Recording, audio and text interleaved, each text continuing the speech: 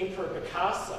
This doesn't feel like what we're familiar with in systems like the US or the UK political system, where politicians historically have not flaunted their material wealth. And some of the features of the new populism: it constructs an opposition between the people and the elites or the political class. Mainstream media play an interesting relationship to this in that they're both critical to the formation of populist politics, yet populist politicians are highly critical of them. But they need to be in the media in order to get the access to the people that they seek. And social media can and do provide alternative outlets for populist politics. In Australia, there's been a resurgence of populism. Pauline Hanson, who some of you may be familiar with, her One Nation party made a return in the 2016 election. The guy at the bottom is a guy called Clive Palmer, who was a mining millionaire who set up his own political party, the guy with the dinosaur. And he called his party the Palmer United Party. It was short-lived, as some of these populist movements are, but got about 10% of the vote in some parts of Australia. And as we see here, this is Pauline Hanson and her colleague Malcolm Roberts, who believes climate change is a large conspiracy, celebrating the victory of Donald Trump. So this is a sort of loosely formed global movement. What can we say about it? Some have been raising the question about whether we live in an era of post-truth politics.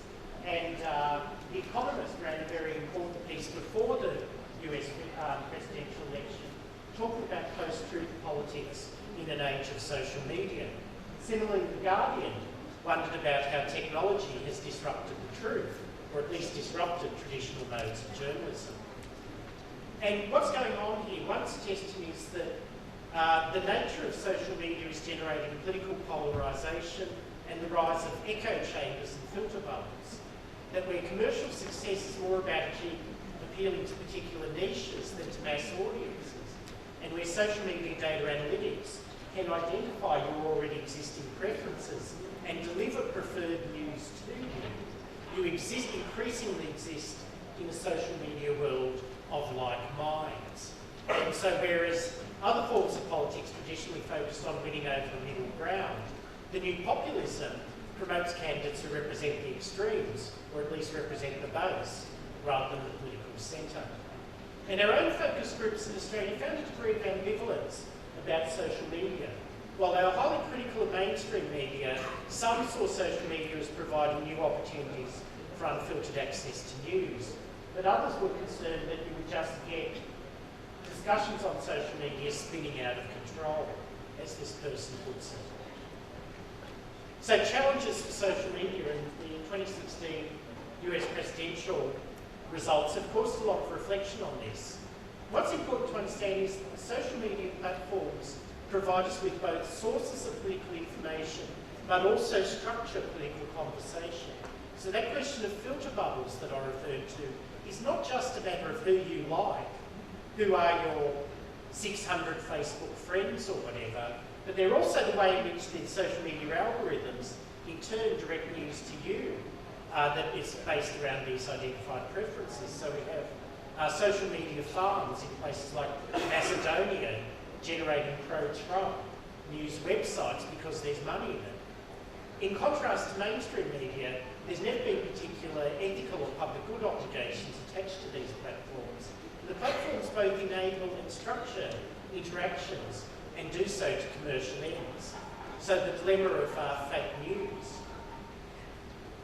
Okay, Mark Zuckerberg, dead at 32, denies Facebook has a problem with fake news. Okay, so the nature of the internet is that with low barriers to entry, one can present oneself as a journalist or as a media outlet and put up whatever you like. And here is an Australian satirical site called The Shovel doing exactly that with Mark Zuckerberg. So, what are some of the problems with social media-driven politics? There's fake news and information from untrustworthy sources.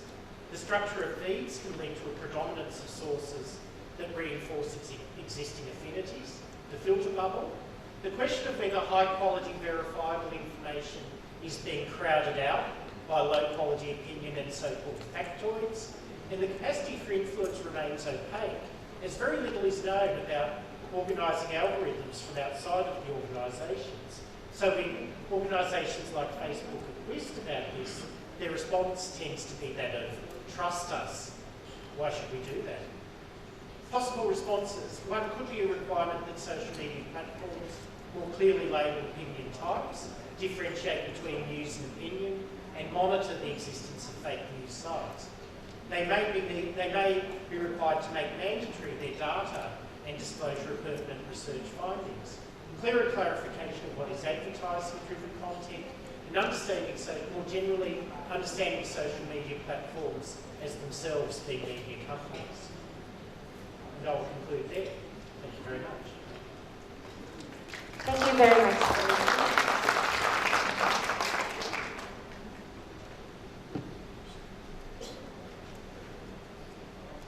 Thank you for that. Yeah, I highlighted some points from your presentation. So, if Indonesian knows the term blusukan, so Australian also knows that by wearing this vest. What do you call it? High-vis vest. Yeah. So we remember how there was a picture on Facebook about how the difference between our president wearing boots and a head of local government wearing boots, two different ways. So that's also important.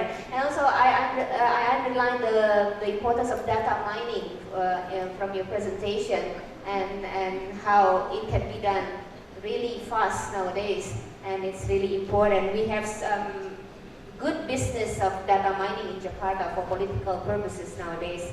And also, you highlighted the concern of the shorter the news are nowadays, and that's also our concern in, I'm sure some of the academics here share my concern about how our students are relying on sources like Line Today, Detik.com, not reading journal articles anymore. So the shorter the better for our students nowadays, but it's not a guarantee that it's true.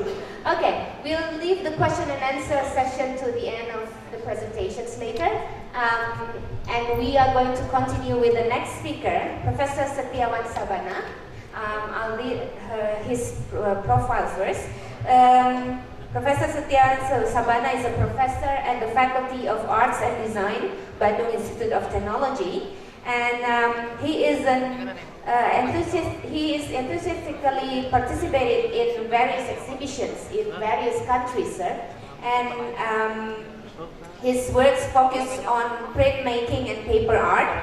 And currently, in addition to giving lectures in ITB, Professor Setiawan is also actively managing his alternative space at his own home, Garasi 10. And today, the communication will be presented in the work of seniman, how they produce their arts. So, Professor Setiawan, the floor is yours.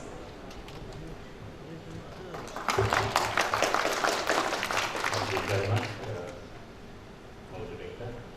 First of all, I would like to say thanks to the committee for having invited me to be one of the speakers in this important forum on transformation of communication. I will be speaking in English as required by the committee, but I will present my PowerPoint in Bahasa Indonesia. So if my English is not that clear, then you can read clearly, I guess, understand clearly from the text I presented in the PowerPoint. Assalamualaikum warahmatullahi wabarakatuh. Salam sejahtera buat kita semua. Selamat pagi. Sampurasun. So, different from the previous topic. My topic is, of course, about art, visual art, study art, fine art. As my background mainly is fine art. I've been dealing with art for a long time, I guess, and now I'm doing teaching at the Faculty of Art and Design at ITB.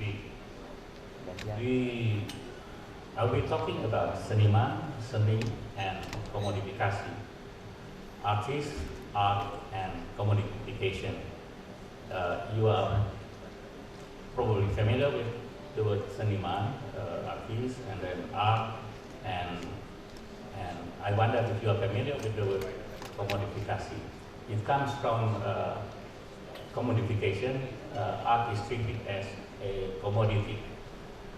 Interestingly, that this forum, the committee has involved artistic phenomena in this communication forum. It is mentioned there that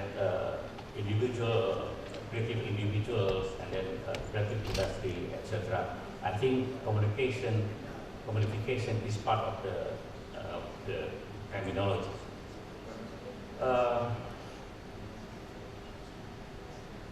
Next slide, please. Okay. This is the main points of artistic journey, artistic creativity, artistic creation. This is the procedure or steps of art making or art production. We can start with number one. There are three main points, three main components in this essence of the artistic creation. First is artist, the artist, and then second is works of art, and the third is the public, the audience. So I have pointed 7 points in this case. One is of course the artist, and then in between the artist and the artwork is the creative process. So an artist do something to create an artwork by trying to do something creatively, and then in between the artworks and the audience, the public, then I mentioned the word mediation, socialization, communication, or promotion. So all of the words I just mentioned are involved in the process of carries the artwork to the public. Number 3 to number 5. Next one, please. Now we come to number 1, seniman, the artist. So artist is known as informal person, very casual. Yes, they are, but it used to be. I guess nowadays something are going differently. What I mean by that is that artists now graduate from universities, from formal schools, from formal education background. You can see that the background, the artists today having the visual background, even university background, very formal, and then like we have the ISI, Institut Seni Indonesia, Indonesian Art Institute, and then ISB Bandung, and many others, Faculty of Art and Design, and I know there is a Faculty of industry, creative industry in this university. Actually, 2-3 weeks ago, I opened an exhibition held in the faculty, very interesting beginning for the faculty. In the case of formal institution like the higher education, in this case university, art university, something like that, is an official formal institution, and then this is academically run. There is what we call curriculum, there is what is called degree, S1, S2, S3, Sarjana, Magister, and Doctorate. then they have educated staff teaching staff. Then they have certificate for the graduates, like the Sarjana certificate, Magister certificate, and recently, the doctorate certificate for art. Next one. And then coming to number 2, the process graphic process. Normally, it started with either idea, the gagasan, or the medium. So depending on the approach of an artist. After exploring the idea, then coming to the exploration of thematic exploration, searching for the main idea for his or her creation.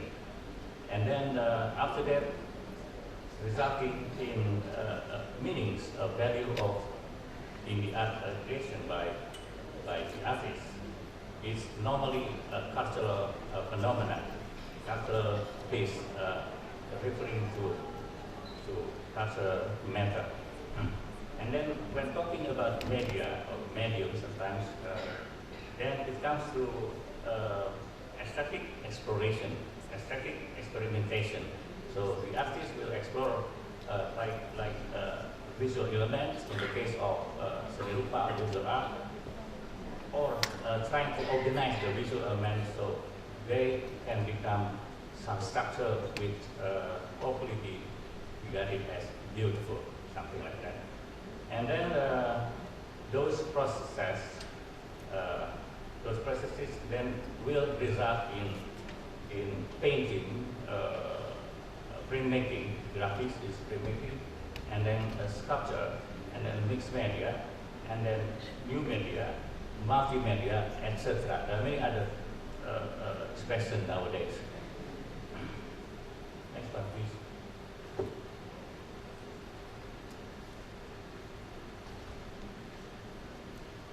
I'm showing you some examples of karya seni artworks of generation to generation, something like that. But only slight information, general information about those artworks. Next one, please. These are 2 examples of seni lukis painting done by the late Sujoyono and Apandi. They are pioneers of Indonesian modern art, beginning, say, early 20th century. These 2 paintings show some realistic figure paintings done by both painters. What you can see or feel, the brushstrokes in the paintings are very strong, showing or trying to show his inner tension, his inner energy is sought to be reflected in the painting.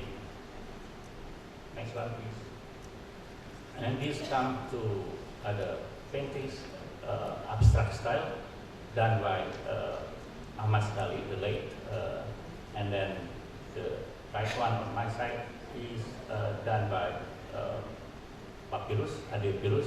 He's still alive. He's 84 years old now and still very active in art activities, doing painting and other things. This is called abstract painting, and for Mr. Pirus is called calligraphic painting because it has some calligraphic, Arabic calligraphy in the painting. Next one, please.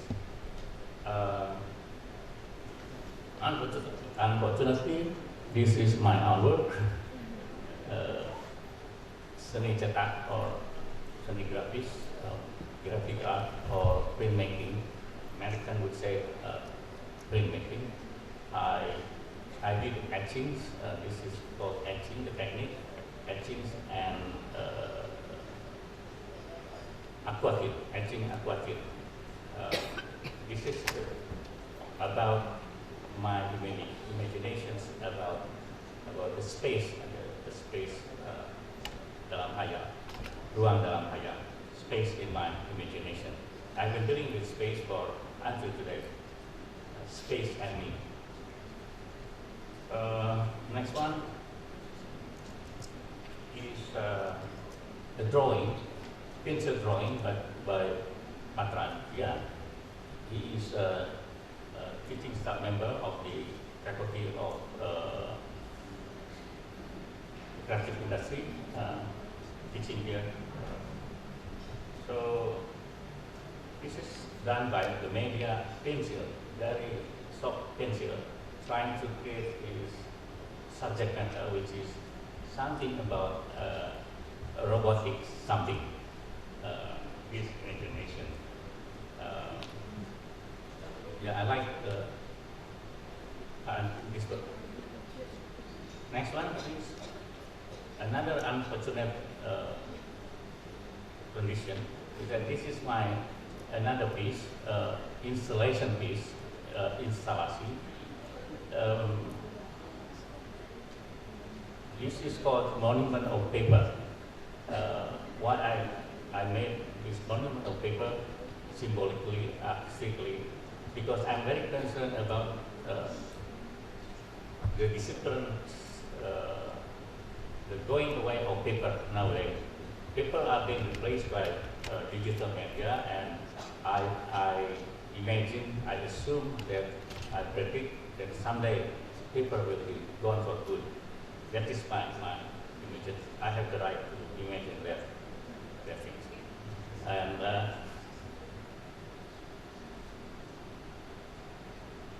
I think it's happening. Post office now, no post office, e-office, post office, email, etc. E-newspaper, e-book, etc., etc. Paperless society, etc., etc. So I have the imagination that paper is passing away. Paper is dead very soon. So my work is about the death of paper. That is true. Next one, please. This is two pieces by younger artists. I am old artist. In home by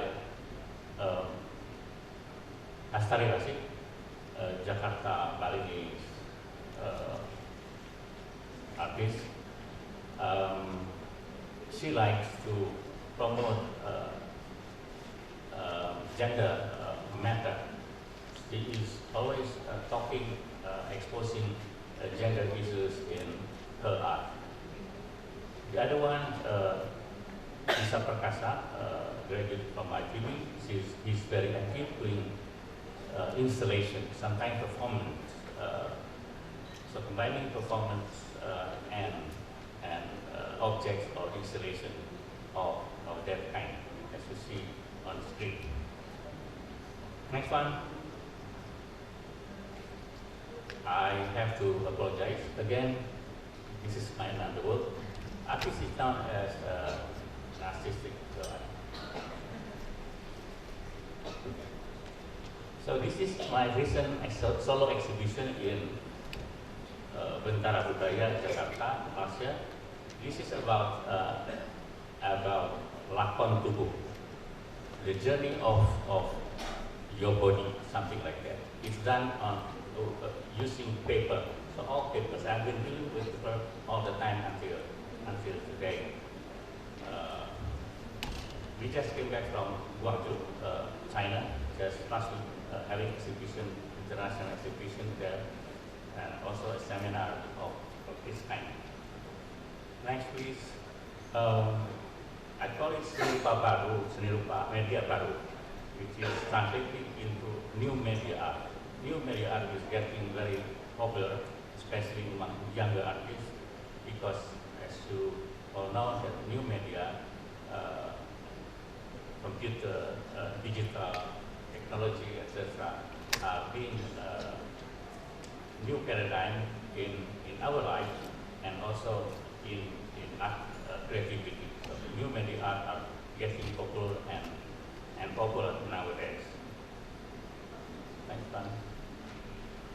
This is very interesting artwork done by Joko Avianto from East Bandung, experimenting the bamboo media. So very big sculpture, very big installation, very big objects putting in front of certain building. One here in Bandung, one in Jakarta, one overseas. It's very well known. Next one. This is, I call it seni rupa jalanan, street art. So you can find works of art in the streets nowadays as murals, as graffitis, as things of that kind. So almost everywhere, almost in every big city, as far as I know, murals, street art is getting recognized and popular and appreciated. Next, please. Now, number 4, coming to the process of mediation. What I mean by process of mediation is just how artworks are exhibited, how artworks are promoted. It could be in museums, it could be in galleries, it could be in alternative spaces, it could be in public space, etc. It would in the form of exhibition, auction, bazaar, festival, art fair, biennale, 2-year event, and or triennale, 3 years event.